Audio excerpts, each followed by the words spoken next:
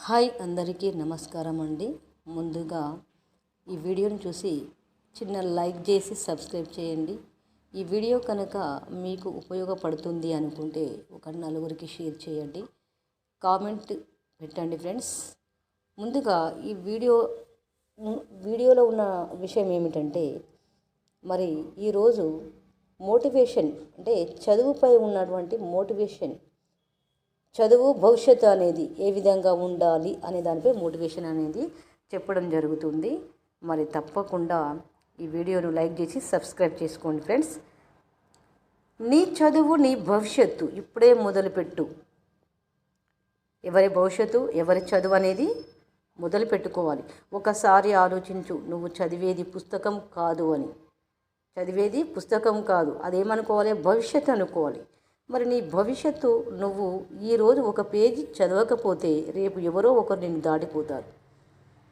అవును కదా, నువ్వు ఈరోజు ఒక పేజీ చదవకపోతే రేపు ఎవరో ఒకరు నిన్ను దాటిపోవడం అనేది జరుగుతుంది. చదువు నీ కోసం, నీ జీవితాని కోసం, నీ కుటుంబం, నీ కలలు, నీ భవిష్యత్తు అవి అన్నీ నీ చేతిలోనే ఉన్నాయి. అవును కదా, మనం చేసేటువంటి ప్రతి ఒక్క పని మన జీవితం కోసం, మన కుటుంబం కోసం, మన కలల కోసం, భవిష్యత్తు కోసం అన్నీ మరి మన చేతిలోనే ఉంటాయి. కాబట్టి తప్పకుండా ఒక్కసారి ఆలోచించుకోవాలి. మరి నీకు ఉన్న టాలెంట్ నువ్వు నమ్మినప్పుడే ప్రపంచం నిన్ను నమ్ముతుంది. అంతే కదా, టాలెంట్ అనేది మరి వారిలో ఉండేటువంటి ఒక వెలుగు అన్నమాట.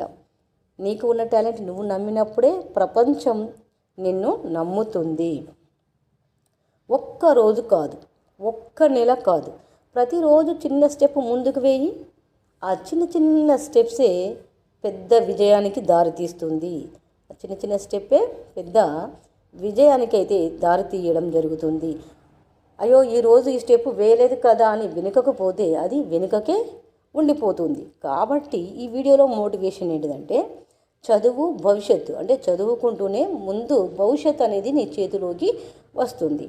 కాబట్టి ఒక్కొక్క చిన్న స్టెప్స్గా ముందుకు వేయడం అనేది చాలా మంచిది.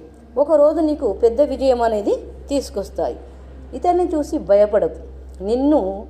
నువ్వు ఈరోజు ఎక్కడ ఉన్నావో ఆలోచించు. ఇతన్ని చూసి మనం భయపడవలసిన అవసరం లేదు. ధైర్యంగా ఉండాలి, ధైర్యంతో పనులు చేయాలి, ధైర్యంగా చదువుకోవాలి. ఎవరో ఏమో అంటున్నారో అని వాళ్ళని చూసి అదరకూడదు. కాబట్టి ఇతరుని చూసి భయపడకు. నువ్వు ఈరోజు ఎక్కడ ఉన్నావో ఆలోచించుకో. రేపు ఎక్కడ